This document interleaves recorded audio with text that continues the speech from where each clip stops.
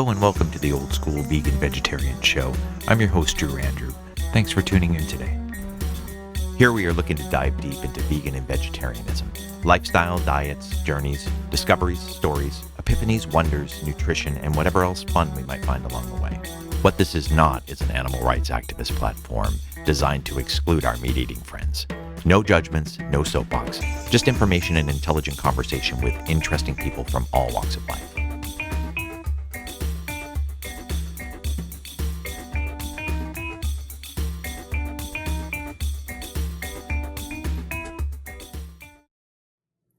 Hello, welcome, Ola. This is the Old School Vegan Vegetarian Show, and I'm your host, Drew Andrew. I welcome everybody here. This is a very open forum. I wanted to have a place where we could come together and talk about issues of vegetarian and veganism. Also, share stories and motivations and maybe health information, scientific information, medical information, things that might be helpful along the journey. I've been doing this a really long time. I've been plant-based since 1989, and I've been vegan since 1995. So when I say old school vegan and vegetarian, I am truly an old school vegan and vegetarian. And, I do this. I am not in any way holier than thou, and I'm very, very open to discussing issues in a respectful manner with anyone who comes to the table and presents in that fashion. What this is not is a animal rights activist platform. I find that I'm kind of at odds with people that go extreme on that end, as they don't tend to be entirely loving towards people who have positions of disagreement with where they're at. And I think as humans, we all have different reasons for being the way we are. There are cultural reasons, dietary reasons, religious reasons. There are just a multitude of factors involved in why people choose or don't choose to have, a vegan or vegetarian diet. And I don't think that people should be chastised for their choices. So I've been doing this a really long time. And I want you to know that this is a very open forum, and I'm open to having conversations and input from people of all kinds of cultures and education levels and variety of input, as long as it's done in a respectful manner. I think there's not a lot of that going on in today's society. And I think we can have open forums to discuss things as long as they remain respectful. I will say that this is not an animal activist platform, as I don't tend to agree entirely with people that have that vantage point. I think animal activism is wonderful, don't get me wrong, but I think people that only will see that as the only way tend to be a little closed-minded and a little off-putting to those who don't share that vantage point. And I'm not here to create divides. I'm here to help, provide information, tell stories, find out new information, as I'm an inquisitive human. So if there's people here that don't agree with this perspective, I encourage you to click off right now and find something that is of interest to you, because I'm not here to argue or to, cross swords with you. I don't think that my way is the only way. I'm certainly not holier than thou. And, I've made a lot of mistakes along the journey as well. But I have never decided to go back and eat meat since 1989. So I have really been doing this a long, long time. So I do believe I have some information that's valuable and worth sharing. And I'm hoping that this platform grows and continues and becomes a place where we can do interviews and have, amazing guests on that have information that I don't have, medical information, dietary information, environmental information, all kinds of things that might be of value. So I'm really looking forward to seeing how this unfolds and wanting you to take this journey along with me. So come along, we'll walk this road together. Sounds like a lot of fun. So I started my journey into vegetarianism a long time ago. In 1989, I was 21 and I was living at a sports complex in Fountain Valley, California. And I was working out about 2.5 hours a day. I was doing martial arts and training. And I was very into fitness and very into trying to be healthy and looking good and feeling good. However, my diet was really crap. And because I worked out so much, I ate a lot, a lot, a lot. And I started working with a gentleman who was a nutritionist, and he would educate me a little bit. He was a vegetarian at the time, and he would kind of talk to me about, hey, what are you eating, and what are the fundamentals of your diet?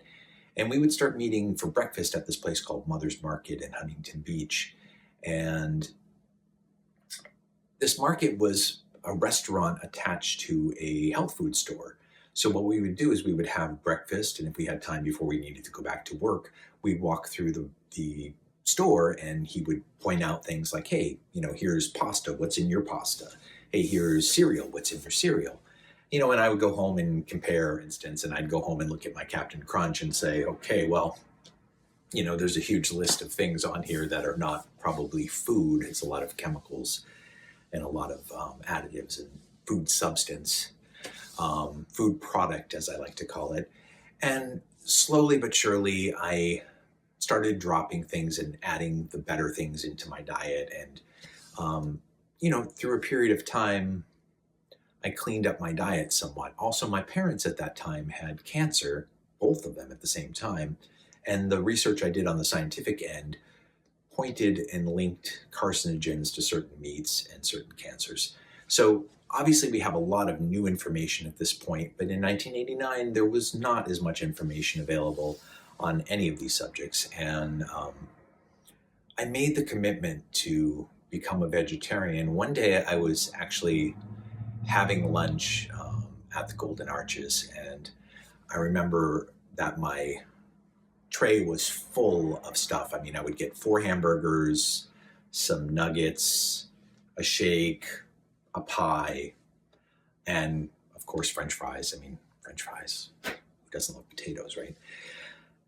And I remember I took a bite of the hamburger, I took a couple fries, and I might have had a nugget, and I thought to myself, oh my God, this is crap. Like, what I'm putting and fueling my body with is just not of value. This is not good food. So I picked up the tray and I threw it in the trash. And that was September of 1989. And I never ate meat from that moment on.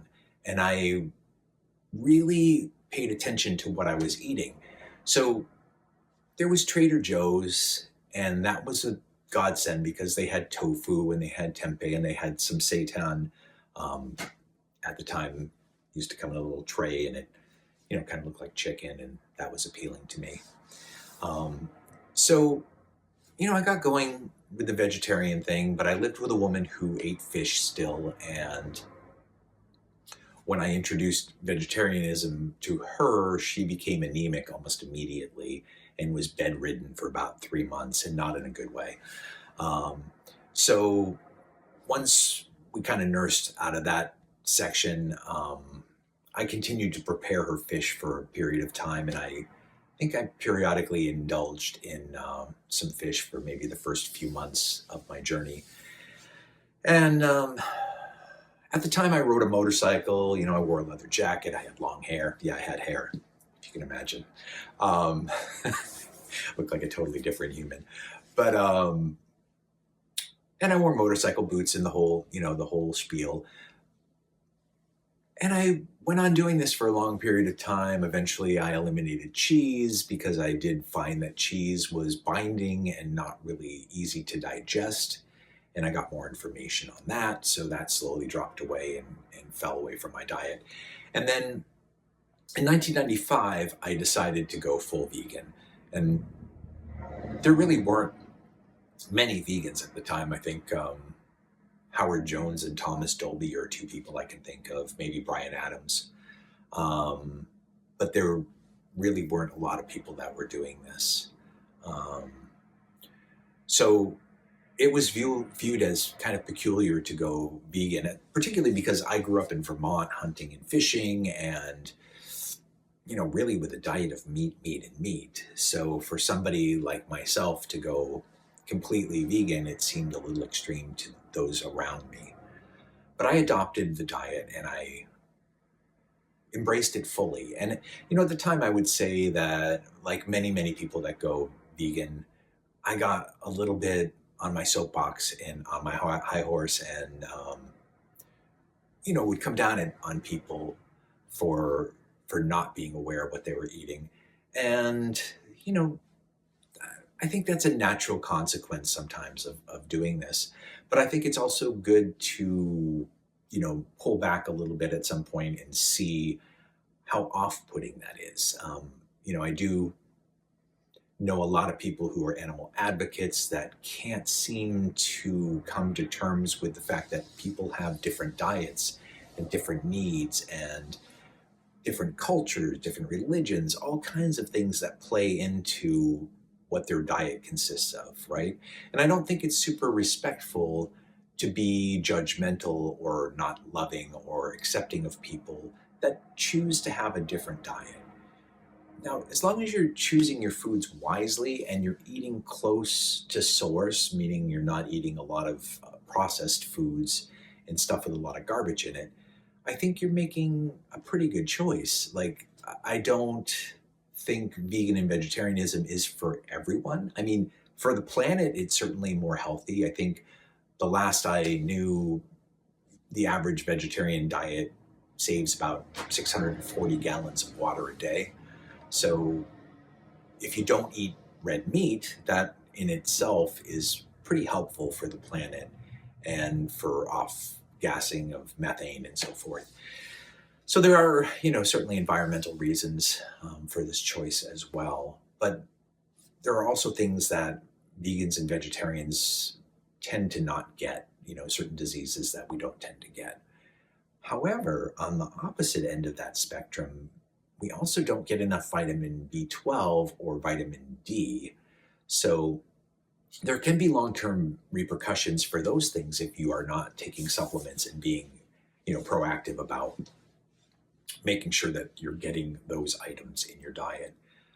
I, for one, had bone loss, major bone loss, which resulted in a hip replacement a couple of years ago. And I'd say it was mostly due to not being attentive to my vitamin D levels.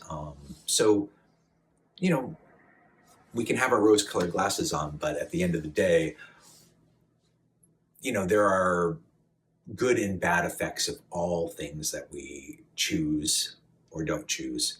So I think being self-righteous and being condemning to people who are different or have a different vantage point is a really negative trait. And I think there's enough of that in our world where people are trying to separate us and divide us. I think really we need to be inclusive and loving and accepting of people and their choices.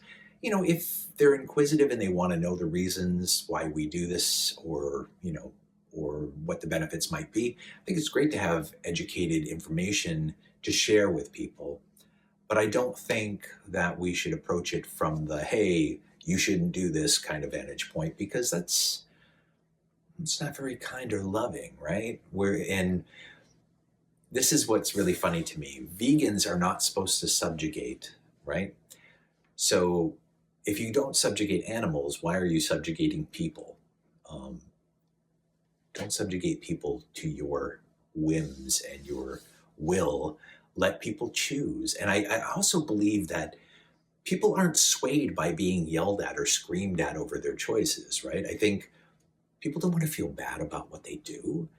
If you have information to share in an open way and you can have dialogue and a good exchange, then let's do that. Let's have that information. Let's share that information. And if people are swayed in that direction and it is good for them, then that's wonderful. And if they choose to go a different way, that's also okay, right?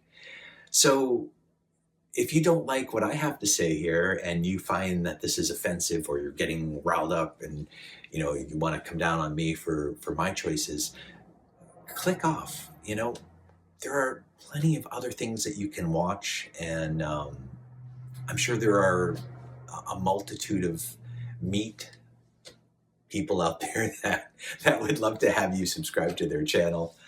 And Ted Nugent probably has something going on that you could click and view. But I'm not here for that. I'm not here to divide people. I'm here to tell stories, share information. I would love for this forum to grow into something larger. I want to be able to do interviews with interesting people, scientific people, medical people, environmental people. I would love for this information to be able to grow and, amalgamate into something larger than what I had previously envisioned for it. So I really hope that people find something of value here. That being said, I have made adjustments along the way in my journey as far as dietary choices. I mean, as vegetarians and vegans, we can certainly choose really kind of bad foods. I don't want to say bad because I don't believe things are bad in and of themselves. But, it's very easy to go super carby and do potatoes and white flour and white sugar and, Oreos are vegan. But I would never put that in my body. It's a bunch of chemicals. And by the same token, if you eat pasta, white pasta and pizza and potatoes all the time, you're probably not going to feel great. You're going to feel bloated. You're going to probably put weight on. It's going to be really difficult to sustain a good physique. So, I advocate eating as close to source as possible. Things like sweet potatoes. I love onions and garlic, mushrooms, broccolini.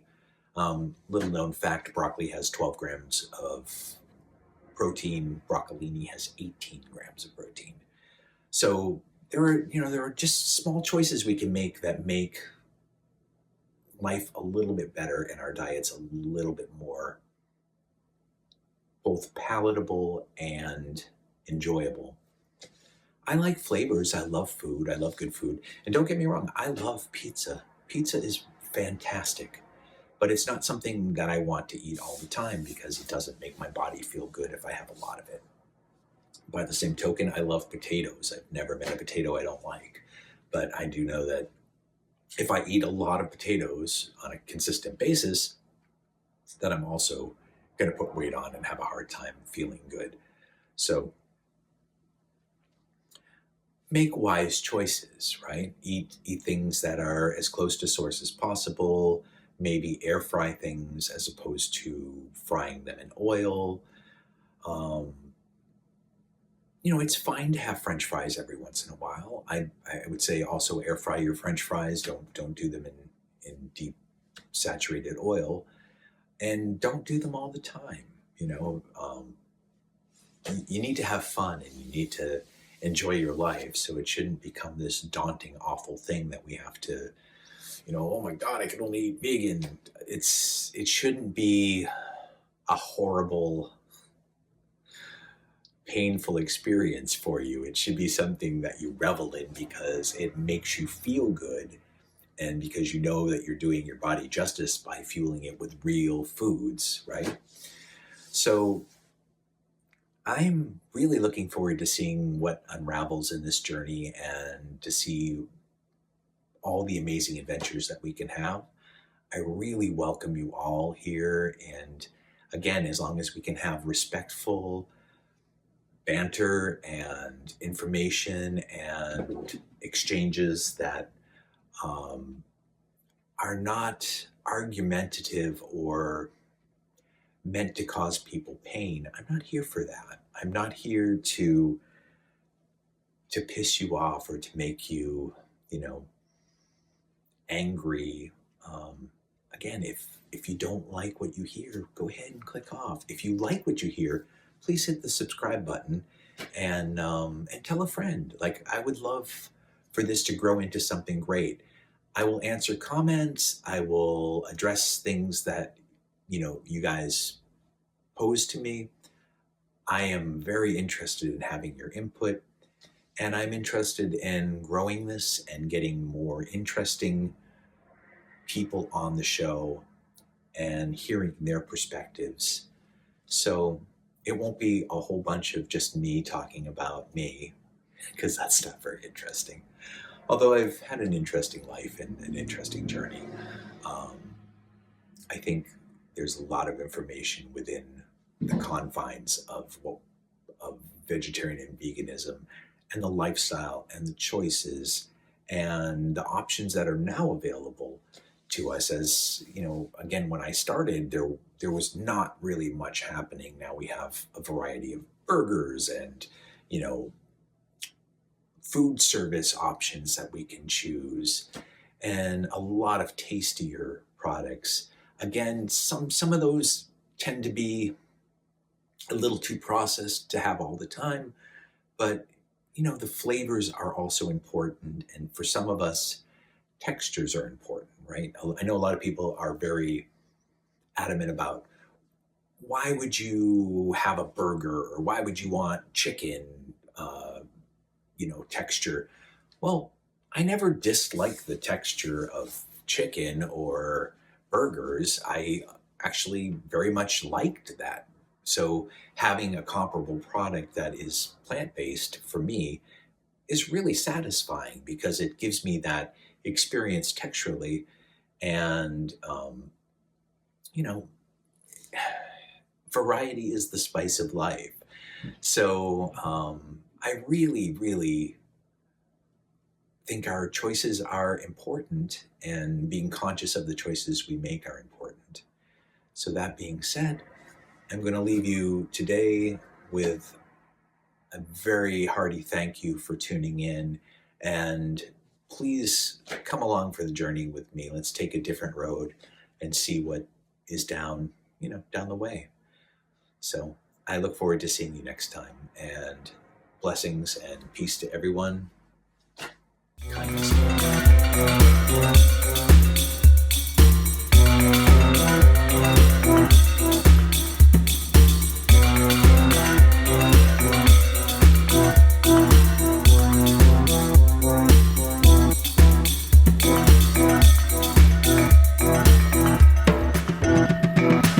That's going to wrap it up for today. I hope you enjoyed this show.